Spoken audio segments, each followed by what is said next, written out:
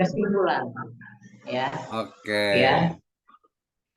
Ya, jadi kalau dia sumbernya terkait dengan sejarah, dia nanti sudah masuk ke historical studies. Jadi nanti ada studi pendekatan sejarah. Nah, saya udah punya bukunya Oh, nih. gitu ya. Tuh, ini saya ini kan sih ya, Oh, saya sekarang. yang saya belutkan dulu. Nih ya, ini metode penelitian Nah, sejarah. Ini masuknya ke kualitatif juga. Bedanya apa? Bedanya itu dia memang khusus di sejarah gitu ya. Kalau yang itu biasanya pakai yang ini metode penelitian ada kuantitatif kualitatif dengan R&D ya. Kemudian saya biasa pakai ini juga si Lexi Mulung ini. Ini juga kualitatif. Kemudian data analisisnya dia pakai ini. Ya. Nah, oke. Jadi gini, nanti Malik kalau ini boleh saya tanya juga ya. Jadi sebenarnya sederhananya seperti ini. Grounded theory adalah metode penelitian yang melihat fenomena yang ada di masyarakat, kemudian merumuskan teori dari fenomena tersebut. Itu namanya grounded theory yang saya pahami, gitu ya. Jadi oh, mhm. berarti seperti time series ya? Mirip, tapi dia sumbernya itu adalah Ya. interview, wawancara. Karena yang dinilai itu adalah interaksi masyarakatnya. Misalnya gini tadi, karena ngomongin Muhammadiyah gitu ya. Nah, ketika kita ingin melihat Muhammadiyah, bukan Muhammadiyahnya, tapi orang-orang yang ada di dalam Muhammadiyah itu.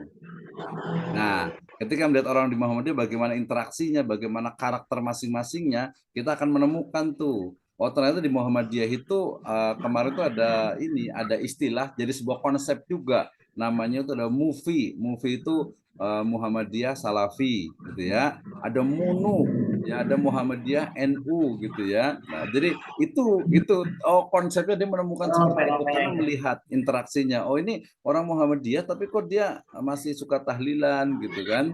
Nah, ini orang Muhammadiyah tapi kok tidak tidak banget Muhammadiyahnya gitu. Orang NU juga sama gitu ya. Jadi melihat sebuah fenomena yang ada di masyarakat, kemudian menggali sebuah teori. Menggali sebuah teori. Jadi teori oh ternyata ini ditemukan seperti ini gitu. Ditemukan hal yang mungkin sama orang sebelum itu tidak tidak terpikirkan gitu. Ya, ada pertanyaan? Ya, jadi nanti bukan hanya, tapi intinya karena kualitatif itu yang diteliti adalah masyarakat, ya masyarakat dengan segala interaksinya, gitu ya. Misalnya lebih luas lagi nih, misalnya bom bunuh diri misalnya. Kenapa terjadi bom bunuh diri? Apa sih mereka sebenarnya kalau ngelihatnya itu fenomenologi, melihat dan maknanya itu fenomenologi. Tapi kalau kita bisa melahirkan sebuah teori, konsep, ya, maka itu menjadi sebuah atau itu disebut dengan grounded theory. Nah, oke. Nanti Fenomena intinya di fenomena ya. iya, Fenomena yang terjadi kalau ya. dia menggali makna itu dia fenomenologi. Menggali maknanya secara partisipatori itu etnografi. Nah, misalnya Pak Lukman itu pengen merasakan, bukan merasakan, Pak Lukman ini ingin tahu makna dari misalnya menanam padi misalnya, gitu kan ya. Nah, kalau kita hanya melihat, kemudian interview, wawancara, kemudian menemukan makna mendalam dari menanam padi, gitu ya, itu adalah fenomenologi. Tapi kalau Pak Lukman itu dia ikut nanam padi, ikut nyangkul, ikut mereka semua aktivitasnya dalam beberapa waktu, itu etnografi. Karena memang merasakan sendiri. Nanti itu partisipasi riset ya. Jadi riset secara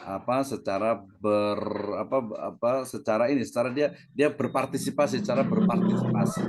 Nah, itu bedanya. Jadi kalau fenomenologi itu memang ya sama yang dilihat itu adalah masyarakat, kemudian orang-orangnya dan interaksi yang ada di dalamnya. Dan itu kita bisa menemukan tuh di berbagai organisasi, di berbagai lembaga di masyarakat. Misalnya nih, saya mau cerita dulu nanti sebelum saya cerita juga. Pak Lukman misalnya tinggalnya di Desa Gunung Sari. Ya, Desa Pamijahan. Oke, Desa Pamijahan. Nah, ketika coba lihat Pak Lukman, kalau di Desa Pamijahan itu berdasarkan misalnya keagamaannya itu mereka terbaginya menjadi berapa tipe tuh.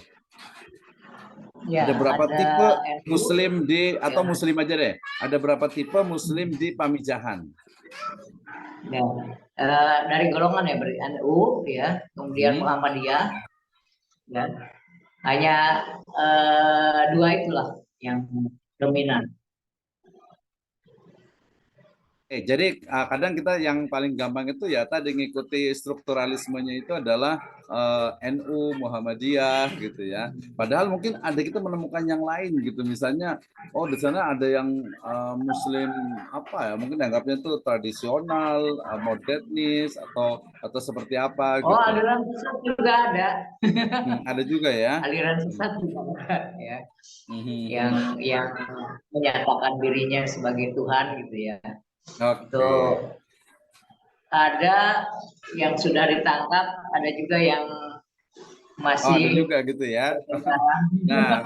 Nah, ya, itu nanti bisa. Kalau itu lebih ke fenomena sebenarnya. Kalau ngelihat misalnya ada masyarakat tertentu, ada aliran tertentu gitu, itu fenomena. Ngelihat makna. Kenapa kemudian mereka tuh kok mau ikut gitu?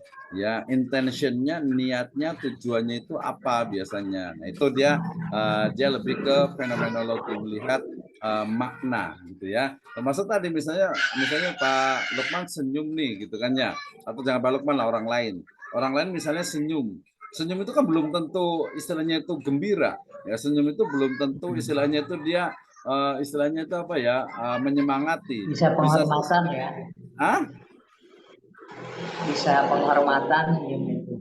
iya, tapi Ya bisa. bisa juga dia negatif, bisa juga senyum itu adalah senyum mencibir gitu. Gitu kan, dia senyum juga tapi maknanya kan beda gitu. Nah, itu di fenomenologi gitu. Oke, saya lanjut dulu ya, saya ini kan dulu.